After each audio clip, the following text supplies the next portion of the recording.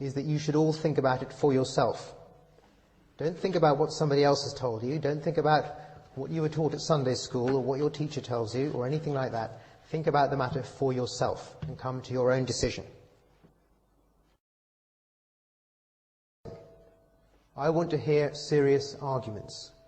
I want to hear reasons for believing in God.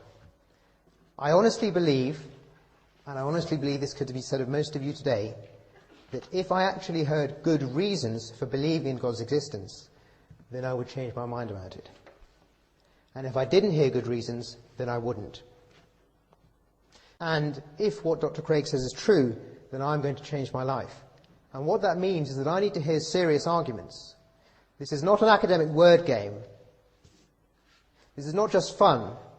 This is not the kind of thing you have chatting over a sherry in the SCR. No. This is a serious question, and therefore I want to hear serious arguments. A student said to me a couple of days ago, "I expect you're very anxious about this debate." And I said, "Why? Why should I be anxious?" And she said, "Well, you know, Dr. Craig will probably have some very strong arguments." And I thought, well, I'm not anxious about that at all. I actually want to hear the strongest arguments he's got. I want to hear the very strongest arguments there are for believing in God. It matters that much to me. Some physicists, it's true, many I expect, think that time itself began about 15 billion years ago.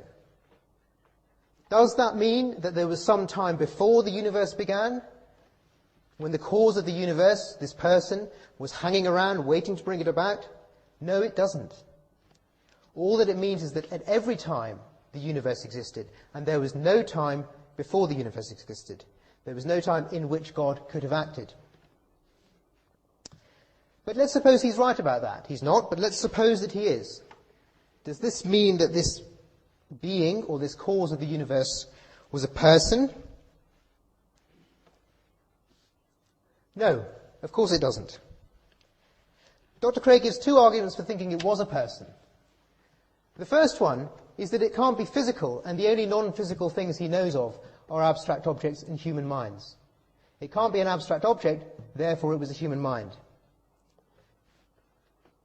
Now this is based on a philosophical view that was popular in the 17th century, known as Cartesian dualism, which is the view that human minds are not physical objects and are not dependent in some sense on physical processes. And even if it was a person, why should we think that this very same being that created the universe then hung around doing nothing for 15 billion years and then suddenly starts parceling out real estate and impregnating virgins? Dr. Craig tells us that we need God if there are to be objective moral values. Now, there's two things I want to say about that very briefly. The first thing is that if there are any objective moral values, I know that murdering innocent people is wrong. I know that laying siege to a town and slaughtering all its inhabitants is wrong. That's why I think Srebrenica was wrong. If moral objective values come from the God that Dr. Craig believes in, then that's right. Just look in the book of Joshua. What does he say? Kill everybody except the whore who lives in that town and protected by messengers. So it looks like, if we do think objective moral values come from God, it looks like we should say Srebrenica was all right.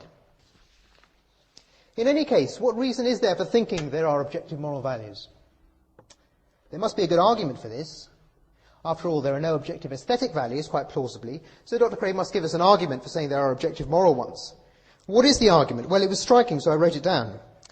He said, there are objective moral values because deep down we know there are. That's it. That's the argument. Now, that may pass for an argument in Talbot Theological College. It may indeed pass for an argument in the White House. But, but this is Cambridge, and it doesn't pass for an argument here.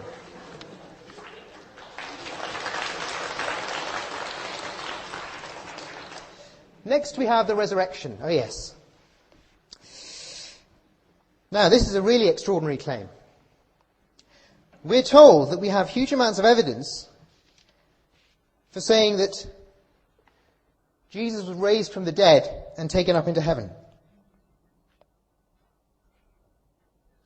I just want to make 2 points about this. The first one is that if you have such an extraordinary claim as that, you're going to want pretty strong evidence. Hearsay is not going to be enough. Eyewitness testimony from about 1,500 people might just about do it. But then 1,500 people saw David Copperfield make the Statue of Liberty vanish. Nobody thinks it really did. Second point, of course, is that the source of evidence is pretty suspect. Let me give you one example from the Gospels. Matthew chapter 27, when Jesus died, there was an earthquake. Matthew chapter 28, when Jesus died, the undead started walking the streets. Now, Mark is the earliest Gospel. None of this is in Mark. If our sources start contradicting themselves in this way, you might just start to wonder whether anything they say is true.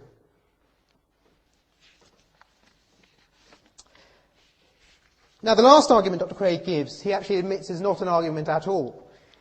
This is the argument, so-called argument, from experience. I'll just give an analogy for that. Suppose that you saw a donkey appearing on stage right here, okay? Well, that would be rather strange, but you might say, okay, well, maybe there's a donkey. But now suppose that the person next to you said, oh no, it isn't a donkey, it's a pig. And suppose there are lots of other people in the corner who said, no, it's a horse. And so suppose there's a whole lot of people over here who said they saw nothing at all. Now in that case, I think you would be pretty sensible to doubt your experience.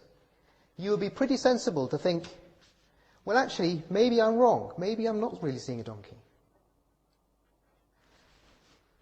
But now this is the position with so-called religious experience.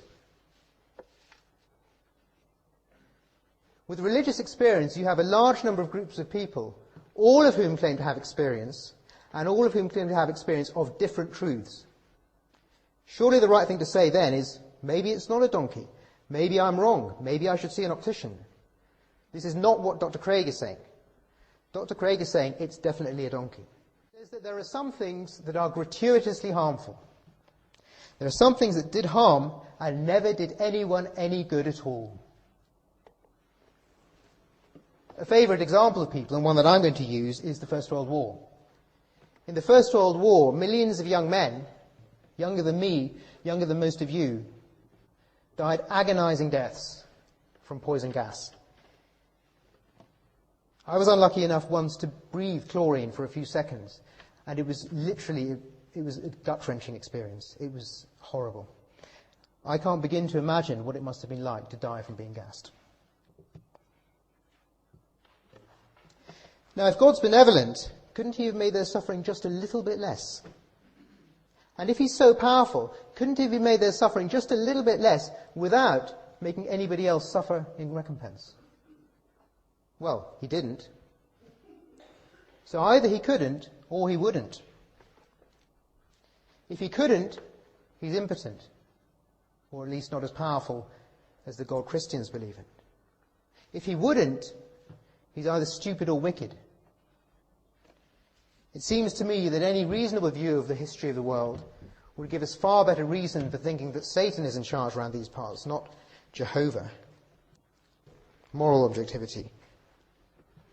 And this is the argument that genuine belief in God, not as I said, tea with the vicar, but genuine belief in God, actually warps our moral views. It actually makes us think that things are right, which only a sick pervert would think is right. I gave you an example in the handout, which was this. The example was that in the Iran-Iraq war, children would be sent to walk across minefields by the Iranian government. And the mullahs who sent them would give them little plastic keys and say, you walk across the minefield, and if you get blown up, it'll be great, because these keys are the keys to paradise. It's not just Islam. Israel and Christians have done this too. The Israeli Defense Force bombs schools, murders children, bulldozes hospitals for a small piece of land, simply on religious grounds. Now, this is all sick for me. It's not just wrong, it's sick. But if you believe in a God who gives us an afterlife, then there is nothing wrong with it at all. What is wrong with removing somebody from this vale of tears, especially if you make them a martyr? You're doing them a service.